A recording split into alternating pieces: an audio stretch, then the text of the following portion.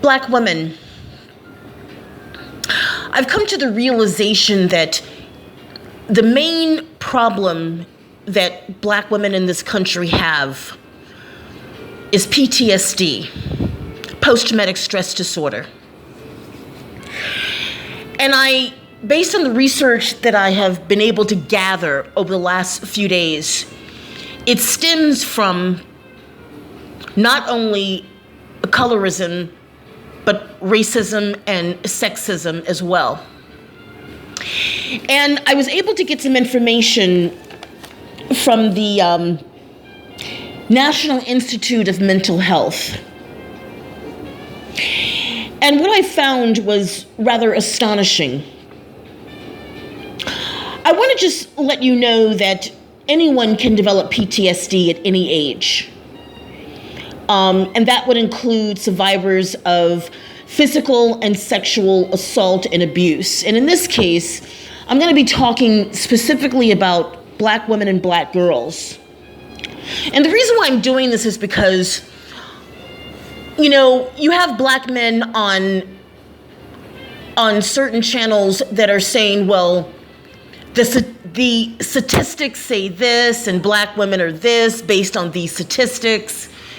And I'm just thinking to myself, and I've said this before, especially with regards to that Obsidian Mumia Ali guy who's always going to blackdemographics.com or .org to get his statistics on Black women. But the one thing that this guy never does, I've never, ever, ever, ever seen him do.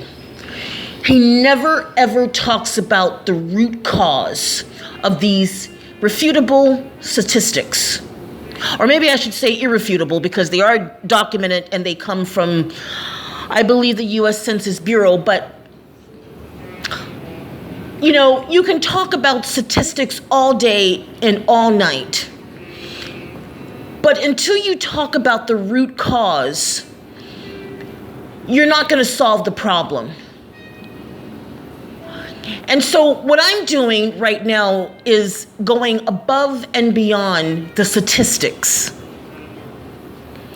See, I don't really care about the statistics. I care about the root cause of the statistics. So, as I stated before, according to the National Institute of Mental Health, anyone can develop PTSD at any age.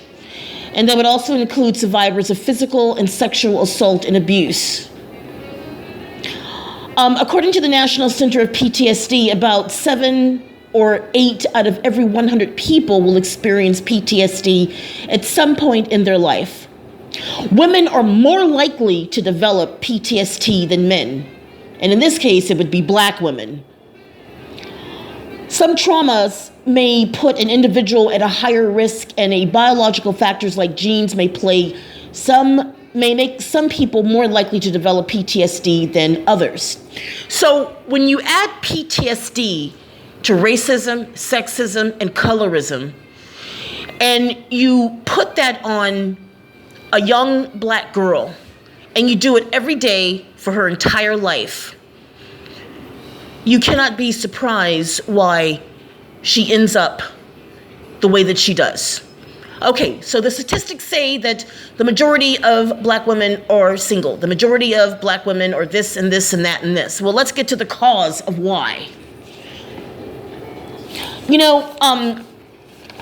More Black girls are more likely to be sexually abused, raped, verbally, psychologically abused, neglected. Teen girls are more likely to be racially discriminated against in high school, junior high school. They're more likely to be bullied. They're more likely, and I talked about this in my last upload about anorexia nervosa. We're more likely to have pressure put on us to be super skinny. I told you that I'm a survivor of that. And you have to understand that children specifically, like children and teens, they have extreme reactions to trauma. But their symptoms may not be the same as an adults. It's like, if you look at young girls that are, abused, neglected, they go through all different types of changes. They have to deal with multiple issues in society. And, as they get older, they begin to realize that, there's a big part of the world that's working against them. I was looking at The Guardian, which is an online magazine, and there was an article that the title is "Why Black People Discriminate Among Ourselves: The Toxic Legacy of Colorism." And this is just, an excerpt that it was a quote that said, dark-skinned women are, least likely to be married than lighter-skinned women. Dark-skinned Black women report more psychological deterioration and self-report worse health than lighter-skinned women. I was also looking at the online magazine called Pacific Standard. And the article read, the title was "Research Suggests Black Women Are More Likely to Be Objectified and Dehumanized." This was written by Tom Jacobs. It was published September 11th, 2018. And, it says Black women were more strongly implicity associated with animal and object concepts, which indicates their greater dehumanization compared to white women. And this was the research report. I was also looking at The Reporter, and the title of the article, The Reporter, by the way, is an online magazine, and the title was "African American Women Are More Susceptible to Homelessness." Now, I told you that I do volunteer work from time to time when I can. I'm a very busy person. But I try to do as much volunteer work when I have free time because, I've talked to you guys about this, that, where I live in downtown LA. This place is booming. I live in the arts district, and, it's a combination of rich, artsy, poor, and homeless. It's crazy. And no matter where you live downtown, whether it's South Park, which is right by Staples Center, it's super rich. I can walk there in 10 minutes. It doesn't matter if you live in the historical core area. It doesn't matter if you live, in Bunker Hill. All these, little sub areas in downtown LA. It's booming, and in the midst of all that, you see a great deal of homeless people. But there's a lot of homeless Black women down here. It's crazy. They're everywhere. And, this article was written by Danette Mitchell. She's a columnist for The Reporter. This was published August 11th, 2018. And, the quote was, "Race, gender, and poverty that puts Black women at substantial risk of becoming homelessness. Negative racial and sexual stereotypes and stigma, coupled with the fact that many African American disproportionately experience health-related problems and live in poverty, increase the risk of falling into homelessness." So, when I hear Black men say, I'm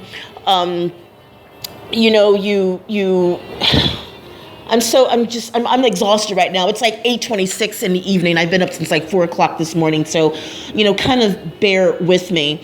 But, there was another quote that came out in June in the Los Angeles Times. It was an article that was titled "Code Comfort in Tent City for Black Elderly Homeless Women." Now, remember, a few months ago, I talked to you about that there's so many elderly homeless Black women down here. Remember, I told you they had been abandoned, by their families, their sons, won't come and get them. A lot of these Black women have pretty much been abandoned, and they were single moms. But the reason for that, I think, is that a lot of Black women are they have suffered such an extreme amount of abuse that, by the time they get to be a certain age, they're damaged, they're lost. And a lot of the people that abuse them, that rape them, that neglect them, that verbally and psychologically, abuse them are Black men. I talk to these women, and the research that I'm gathering, it's rather heartbreaking. Please bear with me. I'm telling you right now, it's like 8:28. I've had a really long week, and I've been up since like the crack of dawn. There was a source here that I got, because if you look at what's happening in the entertainment industry, there's a huge amount of erasure that is going on. That also contributes to the PTSD that a lot of Black women are having. When you realize that you live in a world where there are forces that are working to eradicate you, to dehumanize you, to degrade you, to make you insignificant, to make you irrelevant, to make you invisible, and you see it happening. And so in this article, it was written by Tamika Seaman. It was published August 28th, 2016, and the title is How Rap Music Influences African American Girls' Perception of Skin Color.